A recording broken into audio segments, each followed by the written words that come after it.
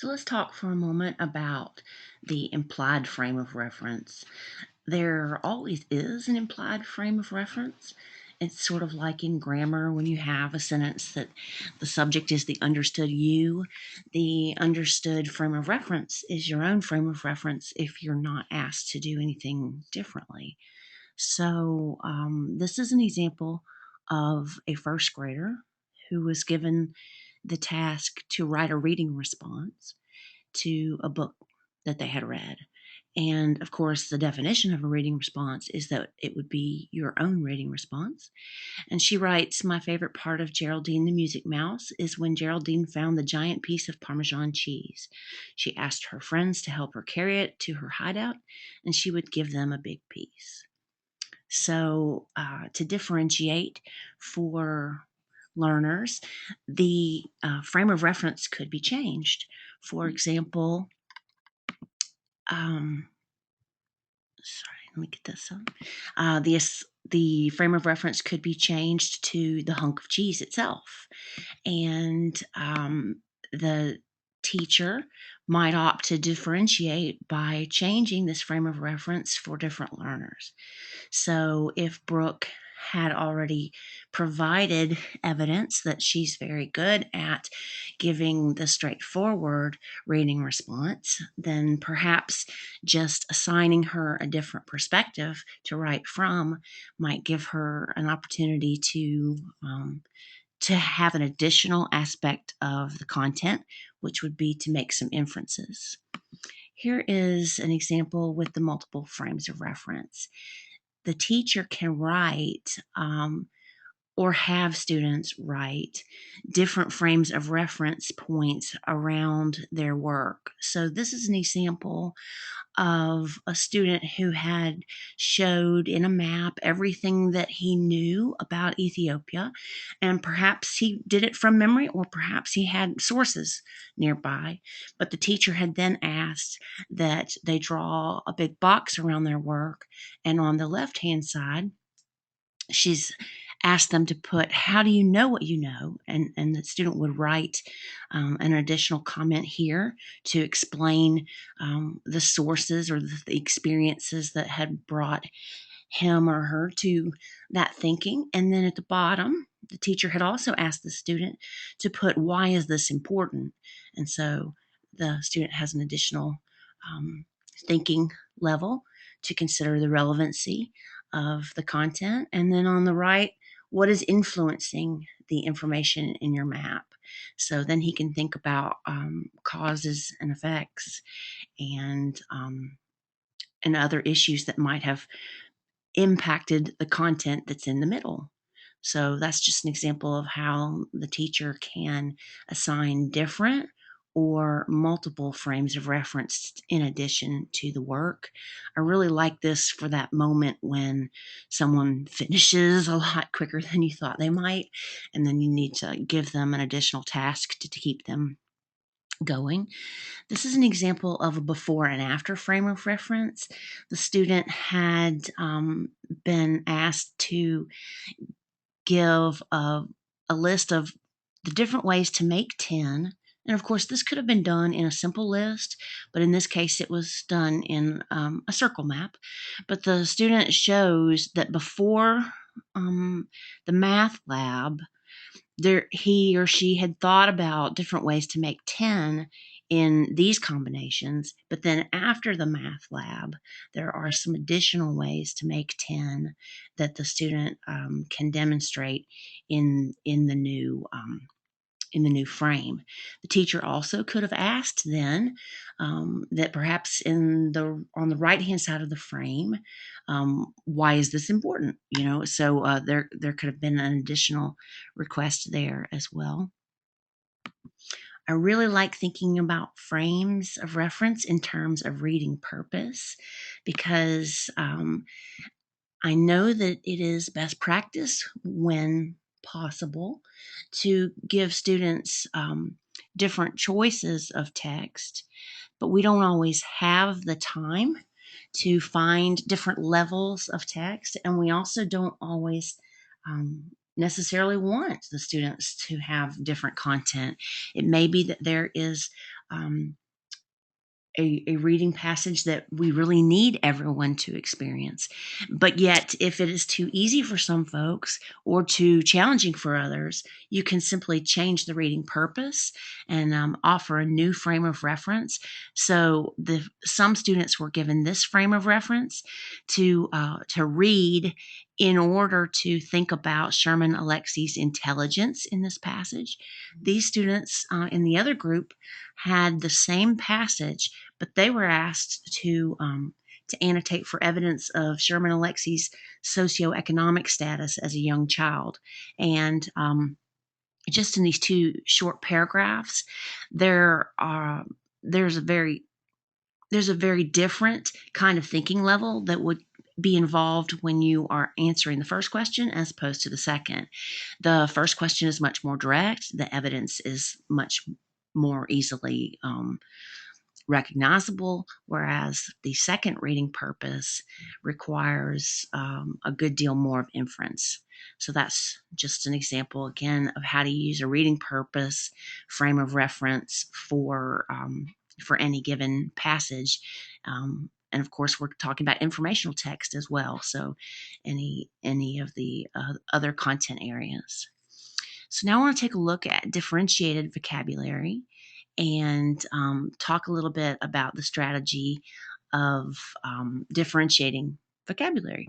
So we know a few things from Marzano about the effective vocabulary instruction, and we know that what truly works to build content vocabulary is not a memorization scheme that relies on definitions, but giving students experiences to recognize and represent new words in ways that are both linguistic and non-linguistic, drawing the word, acting it out, the gradual shaping of word meanings, um, addressing different words uh, multiple times rather than just getting the word at one point and being told that it's a vocabulary word.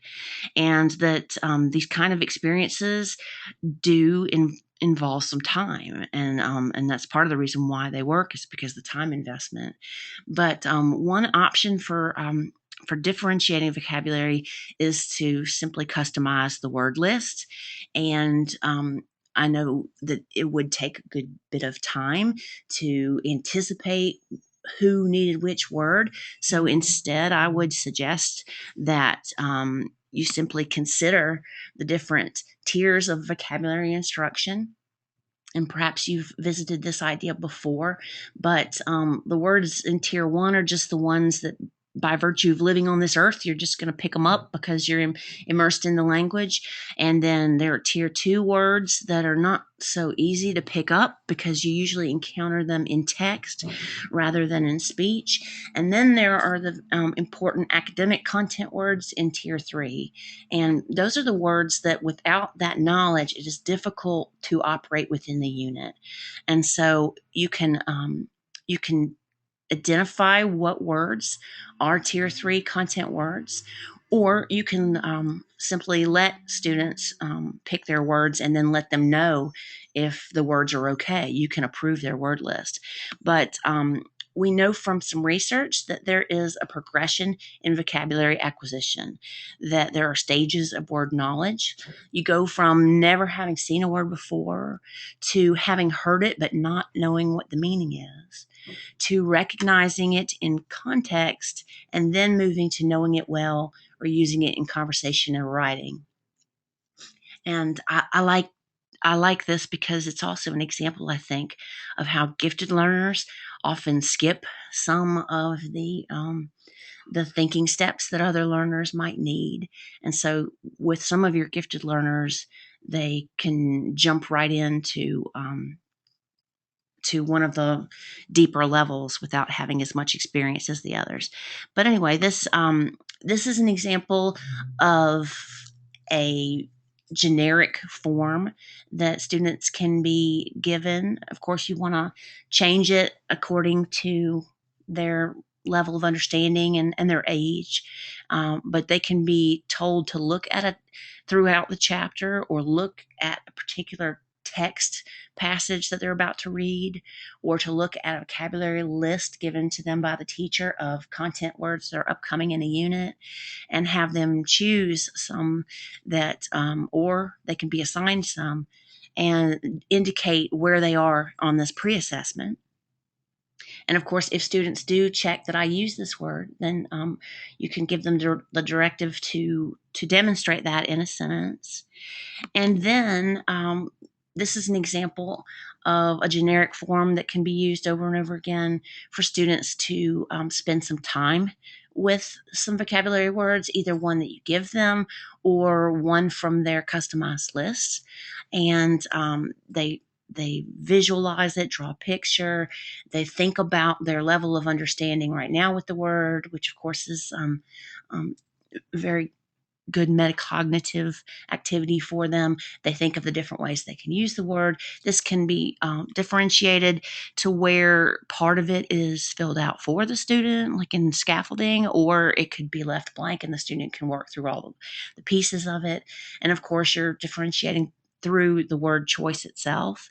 This is another example of just a template for word work, for word practice, and it includes the words that are related, and the drawing experience that Marzano says is very helpful for the acquisition of vocabulary. I've also seen a similar template that also has examples and non-examples of this word, or degrees of this word, and that's a great way to differentiate as well. The examples and non-examples is a great strategy for everyone for vocabulary acquisition, and in particular, gifted learners do well with thinking about shades of words, and words that that are related in meaning but have different degree, like cute versus gorgeous, or smart versus brilliant. And so this is another template that I like to show, because it reminds us that even in the young grades and all the way up through to SAT prep, it is always useful to think about word parts and to break up word parts into prefixes and suffixes. And we, as an ELA teacher, this is part of our content for work, but it's also true that in conversation and when there's time, all content area teachers can help students break apart the different pieces of a word linguistically. And then this is an example, finally, of like a vocabulary test, where the kids can get used to this format. And of course, you can vary it to look the way that it would make sense um, for your grade level. And in this particular example, either the teacher can put the words into the boxes or put some of the words into the boxes. So maybe everybody has a vocabulary, has two vocabulary words that are in common, but other people have some vocabulary that other people don't. And in this template example, the student would be up here in 1 to 2, writing the relationship between this word and that other word, or distinguishing between them. And then at the bottom, there's also a place for them to write a meaningful statement, or a series of statements that combines some of these words. And again, the real differentiation is that the words are customized. If the teacher doesn't have time to predict and make choices for them, the student could just return back to the pre-assessment chart and be given any number of different directives, from choose 8 of those words to choose 7 of those words and make sure word number 8 is biome or whatever. And so now that wraps us up with the 3 strategies. And just as a suggested next step for what we can do next, if you're interested in continuing an individual learning PL session with this PowerPoint and with the ideas and some other additional ideas of this differentiation session, then you can register for a 1 PLU credit for study online. And if you're interested in that, then there's the URL that you would visit in order to be emailed some additional information. Or you can, and this is what I'm excited about, having y'all in your school level teams, either individually or collectively, return back to the PowerPoint, look at the other resources found at this website, and then in your work, debrief in small or large groups. Share your ideas, talk about what you thought might work, share your concerns, or discuss ideas that you're still not clear on. Calibrate your understanding of differentiation itself, which is, of course, very important that there be a school-wide understanding that's common. And then plan for how might you incorporate some new teacher actions into classroom practice. So, for example, if the administrators were doing a walkthrough in the month of April, would they expect to see some customized vocabulary, or would they expect to see some different frames of reference? And here's a nice little list of some of the look fors that you could discuss, as well as consider how you might track either personally or as a PLC. And this is simply indicators of differentiation. In a differentiated classroom, you'll see a lot of pretesting. And that doesn't have to be formal on a piece of paper that the teacher created. It could be any sort of, thumbs up, thumbs down, rate your understanding from 1 to 5, write your initial reaction to this concept or this word on a whiteboard, do a ticket in the door, do a ticket out the door, etc. Also, over time in a differentiated classroom, you would see a decrease in the frequency of large group activities. But again, I think it's important to note that there is a place for full group instruction in all instructional planning. And so the teacher's just strategic about when everybody needs a common experience and when they need a more appropriate content experience. And then over time, you'd see an increase in small group teaching activities and flexible small group learning activities. Again, making sure that over time, a student may find him or herself in any given group with the opportunity to work with different people, and with the teacher making sure that the kids aren't always in the same sort of like low group. Uh, an increase in individual alternatives for homework, for centers, for learning contracts, etc. Principals, if you would like to have some more information about what we might do as a RESA to support your differentiation implementation, then please just feel free to email me. This would be a way for us to differentiate differentiation. And I like this as a final thought, so I want to leave this thought with you. Differentiation doesn't suggest that a teacher can be all things to all individuals all the time. It does, however, mandate that a teacher create a reasonable range of approaches to learning much of the time, so that most of the students will find learning a fit much of the time. So thanks again for your participation. I look forward to working with you, and I'm excited about what will happen after this webinar when you gather together with your colleagues and think about what might work. Thank you.